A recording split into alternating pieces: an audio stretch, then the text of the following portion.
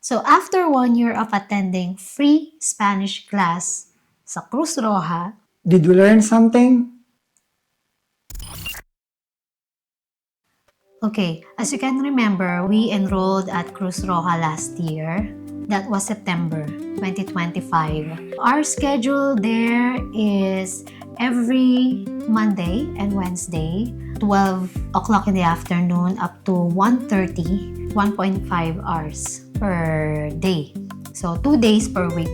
And it ended yesterday. So we have 2 professor. Every Monday, ang professor namin is si Miss Pilar, and every Wednesday, si Mr. Juan. We started there like around 15 tayo, no?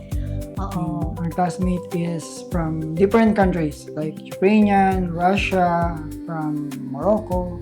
And then, natapos kami, I think it's less than 10 na lang. Oo, kumonti talaga kami. Hindi rin namin na perfect yung attendance namin. As you know, Red Cross is a humanitarian organization. So the goal of these classes is often social integration and survival language skills, not just passing a rigid academic exam. Yup, hindi sila by the book. Back in the Philippines, we didn't know that Red Cross offers, This kind of services. alam lang namin, nagbibigay lang sila ng dugo.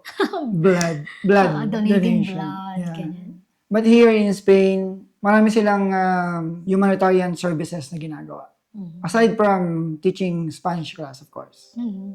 I think nakwento na rin namin na supposedly mag-enroll kami sa El Fontan. Free classes, Spanish class, na provided din ng government ng Oviedo. But eventually, mas pinili namin yung Cruz Roja kasi malapit. Mas malapit siya sa amin. Basically, yes. Marami sila dong room, or ang tawag nila is aula. Malinis yung mga room. Conducive for learning. Yes. Meron din silang room nga doon na nagtuturo din kasi sa ata sila ng computer skills, something. So, meron silang room na parang computer laboratory. May mga tables, maganda yung mga equipment, chairs. Okay, yung facility nila, they have projector, Yeah. they have whiteboard, and yan, may computer yung professor namin. So, yun yung gamit niya sa pagpaproject ng mga materials. Tapos, parang limited lang tayo sa 15 na students, no? Para Yes. hindi siksikan sa loob ng classroom. So, maluwag yung classroom namin. Maganda yung upuan. Hindi siya yung like monoblock lang na chair. Mhm. Hindi. And maganda rin yung tables. Mhm. Provided din nila yung mga Xerox. Yung Ilan na ba? photocopy ng mga Nakailan na ba tayo? Meron ito, tayo dyan. ganito kakapal. Sa amin dalawa na to. Yan. Libre yan. Libre. Tahimik naman, no? Yan. Kasi pag sinara mo yung room, hindi mo na masyadong marinig yung nasa labas. Okay naman yung classroom nila. May CRD naman sila doon. Yes. Nandun din yung offices. Yung Cruz Roja dito is malaki. Marami siyang floor. Also, depende sa services. So, nandun yung ano. I think nasa 5 floor tayo. Second floor. Second floor, nandun yung klase namin. So, we don't know ano pang meron sa ibang floor. Okay, about sa curriculum and real-world use, I think hindi siya by the book. Talagang yung lesson na tinuro sa amin is nagagamit namin practically every day. Of course, nag-start kami sa ABCD, sa alphabet. Kasi ang sabi ng professor namin, kailangan namin yon para makapag-spell ng words. Kasi syempre, 'di ba, iba yung pronunciation nila dito. And for us to be understood, halimbawa kapag nasa mga government offices kami, how do we spell our name? Kasi lalo na ako MJ. They don't understand MJ. Soy MJ as in M-E-J. So, yun kasi yung pronunciation ng M, Eme, and yung J is Hota. So, very important yung alam mo yung alphabet and how to pronounce every letter kasi importante yun sa pag-i-spell. Yeah, lahat ng practicalities like yung numbers, yan, tinuro din sa amin yan. Yung oras, kung paano yung pagsasabi ng oras, yung days, yung months, yung year, yung season, lahat ng mga basic na kailangan namin malaman. Elementary level or beginner talaga yung tinake namin, no? Level 1, level 1. A1, A2 basically. Yeah, yung pag-fill out ng form, even yun, tinuro nila. Si Miss Pilar, I remember, tinur pa niya kami sa sentro ng Oviedo para ipakita kung anong tawag dito. Kasi syempre, di ba, sa papel, tinuturo niya ano yung sentro commercial. Karoon kami ng session before na lumabas talaga kami, tapos tinuturo niya isa-isa kung ano tong mga building na to, kung anong tawag nito in Spanish. Magandang social integration. And we didn't expect that, to think na free yung class na yan. Doon sa mga binibigay din ng Xerox, marami kaming natututunan na tawag din sa mga bagay dito sa Spain. Of course, iba yung tawag kasi nila sa mga bagay-bagay. Like yung library. So, iba yung librerya sa biblioteka. Oo. Diba? Yung biblioteka, yung library talaga sa atin. Yung free. And then yung librerya here is in yung bookstore. So, yung mga ganon. Kahit yung mga tawag sa mga prutas, sa mga animals, sa mga iba't ibang vocabulary words. Basic, of course, but sometimes it helps kasi malalaman mo yung tawag dun sa mga simpleng pang-araw-araw na bagay. Yeah, even sa mga nabibili mo sa grocery, yan, yung mga tawag sa mga tindahan na to, panaderia, ganyan, parmasya. Kasi syempre, papa-check up ka. Kailangan alam mo kung paano i-describe yung nararamdaman mo sa doktor. So, tinuturo din nila yon. Pati yung parte ng katawan. Yeah, parte ng Mga katawan, colors. Tuturo sila kung paano mo i-describe yung isang bagay, characteristic, adjectives. Meron tayong mga sessions na meron dyang picture, i-describe mo yun. So, isa yun sa mga naging challenge namin kasi konti pa lang yung alam namin mga adjectives. Ako, naging challenge sa akin yung oras eh. Kasi hindi ko ginagamit yung alas 6 menos kwarto. hindi ako masyado sa ganon. Pero kahit paano, nag-gets ko na siya ngayon. And every Monday, teacher namin si Miss Pilar, automatic na yon, dapat ready kang sagutin yung tanong niya. Kamusta ang inyong weekend? So, automatic na yun na kailangan prepared ka na magkwento ng mga ginawa mo for that weekend. Normalmente, and el Sabado, yung anong mga ginawa. So, sa aming dalawa, kailangan naghahati kami kasi syempre magkasama kami. So, kailangan magkaiba kami ng kwento. Tapos, hindi lang halimbawa, tinatamad kang sumagot na hindi po pwedeng sasabihin mo lang na nasa bahay ka lang. Anong ginawa mo sa bahay? Okay, after mong manood ng TV, anong ginawa mo? So, ganon. So, nakakatuwa kasi napipilitan ka talagang mag-practice, magsalita. Good thing with our professor, Juan and Pilar, sinasabi nila kung ano yung common at hindi common na ginagamit. So, sasabihin nila kapag itong phrases or words na to, ginagamit ba to madalas here or not. So, things like that. Kaya may advantage din kapag local yung mga professors. Na-enjoy ko naman yung class natin kasi hindi nakakatakot magkamali. Yung mga classmate namin, lahat kami hindi marunong mag-Spanish. Hindi pa kami ganong kagaling mag-Spanish. So, hindi ako nai-intimidate na magkamali. Hindi ako natatakot magkamali. Even yung prof namin, hindi naman sila terror. So, napaka-patient nila sa amin. Baka ika-correct ka nila, sabihin mo sa inyo yung tama ko, anong gagawin. Aside from mga vocabulary and mga basic phrases, nagturo din naman sila eventually on the latter part na ng mga grammar. Yung mga patterns, kung paano gagawin, yung ganito. Some verbs, of course, and nakaabot naman tayo ng future, no? From present, past, and future tense.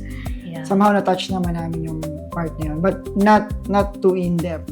No? Yes. Of course, since basic lang din naman talaga, hindi naman ganun kasyado. Pero at least somehow nagkaroon kami ng idea sa mga ganun, sa mga words na yun. Yeah, at don't expect na ituturo lahat or isusubo lahat yung mga lesson. So, ang laking part talaga na dapat nagsi-self-study ka rin. Like me, hindi ako talaga magaling mag-memorize. So, very challenging para sa akin yung mag-memorize ng mga verbs. Verbs, adjectives. So, kailangan naiintindihan ko kasi yung words para tumatak siya sa isip ko. At kung hindi ako nagsi-self-study, wala. Very important na may discipline at bibigay ka talaga ng time and effort to do self-study. Kasi yun din yung sinasabi nila sa amin, since twice a week lang kami nag-attend ng class, sinasabi nila na dapat everyday continuous yung pag-aaral namin para hindi namin nakakalimutan. In the class din pala, may mga times na nag-replay sila ng YouTube videos, Songs. songs, yan. May mga fill in the blanks test din kami. Oo. And may mga activities na nag-uusap kami yung kausap namin yung mga classmate namin in Espanyol. So, In Espanyol. Yun may mga ganung activities. So, somehow dynamic naman siya, not by the book. So, hindi naman siya boring na ganun. Kaya medyo challenging din. Lagi may recitation at may mga homeworks din. Pero okay lang, tranquilo. Mostly naman ang mga lesson din, parang nakadepende siya dun sa yung photocopy type. Yan. Madalas din naman, nag-review kami. Like, kung ano yung napag-usapan ng Monday, Last week, oo. or mag-review ng konti before going to the next lesson. So, it's a good thing din. Tapos meron doon, pinagbabasa talaga kami individually. Magbabasa ka, you will read aloud. So lahat kami, parang iniisa-isa. Paulit-ulit babasahin namin yun. Siguro, syempre para ma-practice yung mga dila namin sa pagsasalita ng Spanish. Tapos kinokorek niya kapag meron kaming maling pronunciation, ganyan. Okay din naman. Wala siya basically exam or test. Yeah. Pero marami siyang activities. Mapapractice mo yung natutunan mo. Yeah, we heard from someone na kakilala namin sa Bilbao. Sabi niya, yung Cruz Roja daw doon, may exam after ng yung sa end talaga ng class. Pero dito, walang exam. Pero yung last day natin kay Miss Pilar, na-review lahat ng pinag-aralan namin. Di ba? So, did we learn? As of now, comparing after naming matuto sa Cruz Roja, of course, we did learn. And somehow, kaya na naming makipag-usap kahit medyo barok pa yung Espanyol namin. Yeah, even sa kapitbahay namin, nakakapag-usap na kami sa kanila. Yes. Nang hindi na gumagamit ng translator. And of course, mas naiintindihan na namin sila. Kasi nung unang dumating kami rito, naiintindihan lang namin yung ibang words. Oo. Diba? Pero, mas dumami yung naiintindihan natin ngayon. Natuto naman kami. Kahit pa paano nagkaroon ng confidence sa pakikipag-usap. One time nga, nasabi nila, wow, nakakapag-converse na kayo.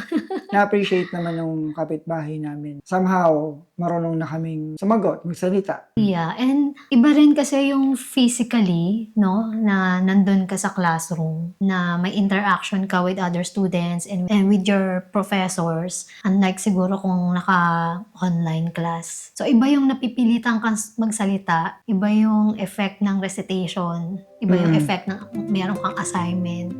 Yeah. Para sa akin, yun, kasama yun sa pros. Well, in my opinion naman, I think ang kulang siguro sa Cruz Roja is more practice, especially on the speaking part.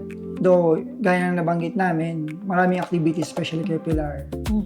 Siguro yung mga ganun, kaya na namin gawin outside. On our part na lang. On our part na lang. Kasi kulang talaga yung isa't kalahating oras. It's a beginner class kasi. I think for the level 2, kung magkakaroon man ng level 2, siguro doon na magpo-focus sa mga advanced vocabularies, advanced phrases, or grammar, yes. Para mas matuto ka pa ng mga ibang bagay na kasi marami pa rin kami narinig here na hindi namin alam kung anong yung ibig sabihin at kung paano siya gamitin. So, kailangan mo rin talaga mag-aral sa sarili mo. Yung pros niya is slower pace siya. So, para sa katulad naming beginner, saktong-sakto lang siya. Yes. However, ang cons nun is kapag wala ka na sa classroom, pag hindi mo na-practice, hindi ka rin talaga matututo. Very important na nagsi-self-study ka talaga. So, alongside sa pag-attend ng klase. Siguro mas magiging maganda pa yung class sa Cruz Roja kahit for beginner part lang kung may specific lesson siya or per session. Kasi minsan parang halo-halo. Since magkaiba yung professor namin ng Monday and Wednesday. Ito yung photocopy ng isa, ito na naman yung photocopy. Minsan hindi siya nagtutugma. On the first 30 minutes, ito yung pag-aaralan nyo about things in work or about animals or how to describe this. Panibagong Xerox, mababago na naman siya. So I think that's one of the cons. Itong klase sa Cruz Roja, as we mentioned, this is level 1, A1 to A2 level. So para talaga siya sa mga beginner, from zero Spanish to like beginner, elementary. So yun yung tinuturo nila doon. But we have to warn you, they're not going to speak English. Okay? Kasi may Yeah. mga classmates din kami na hindi nag-i-English. At talagang solo habla Espanyol sila. Begin. Nung umpisa, di ba, nag-ano ka pa, live translate, Mm-mm. no? Pero in the middle, hindi na. Kahit pa paano, nakaka-catch up na kami ng mga Yes. instruction ng professor namin. Oo, nung mga unang klase, naka-on lagi yung Google Translate ko eh. Kasi minsan may mga bagay na hindi pa kami naintindihan. Pero since paulit-ulit yung sinasabi nila, nalaman na rin namin kung ano ibig sabihin. Naalala ko yung mga words, si kay Pilar yung pijaros, recordais, escuchamos. Escuchamos. Yes. Mababait yung mga prof namin. They're very patient with us. Grabe. Shout out Miss Pilar and Sir Juan. Ayun, marami rin kaming nakilala sa Cruz Roja. Aside from dun sa mga every session namin binabati na nadaanan namin. Diba, na-interview pa kami sa Cruz Roja dun sa kanilang... kasi yung Cruz Roja, since sila, humanitarian sila, hindi lang naman yun yung ginagawa nila na about sa blood donation or meron din sila yung parang department na nagtatakal sa mga ibang issues like equality, racism, mga ganon, bullying. May mga projects sila. May mga projects sila outside of that. Kaya nga meron silang Spanish class, yun nga, nabanggit ko kanina, meron silang computer class and everything. It's a good thing din na ma-meet yung ibang tao pa sa Cruz Roja. So maraming salamat. Muchas gracias, Cruz Roja. Muchísimas gracias. Mil gracias, Cruz Roja. So, if you're also planning na mag-enroll sa Cruz Roja for level 1, I think kailangan yung abangan ng mga mid-August to last week of August. Yung announcement nila kung tatanggap na sila ng enrollees. And yeah, first come first serve basis sila. So, paunahan na lang talaga pag mag-enroll.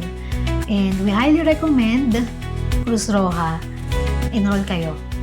We'll update you. We'll announce then. We'll post on our social media kapag nag-open na ulit sila. Kung mag-open din sila ng level 2, we'll consider it. So what's next for us? Again, after matapos yung klase namin sa Cruz Roja, since hindi pa sure, according sa kanila na magkakaroon ng level 2, as of now, we're creating a plan for ourselves, for both of us. Lesson plan ng pag-aaral ng Spanish language. In continuation dun sa mga natutunan namin. Sariling aral, personal. Yeah. Sa ngayon, nagdi-design pa lang kami noon para makapag-alat kami ng time pa rin everyday. This time, mas discipline na pag-aaral ng Espanyol. Yeah. Kasi kung gusto talagang matuto, di ba, kailangan talaga mag-effort. So, kailangan may sariling palo. And isasama na rin kasi namin dito yung pag-review namin for the DELE. Integrate na rin namin as well as para mas marami pa kaming matutunan na words and phrases para makapag-salita in Espanyol. Yes. Planning for that. Share namin yan again. What I say new. Share namin kung ano man yung mga magiging progress ng pag-aaral namin. So thank you again so much, Cruz Roja, for giving us a chance to learn from you. Yes, thank you so much, Miss Cristina ng Cruz Roja and Miss Pilar and Sir Juan. Again, if you like more contents like this, Please like, share, and subscribe. and see you again in our next adventure. Hasta Hasta luego!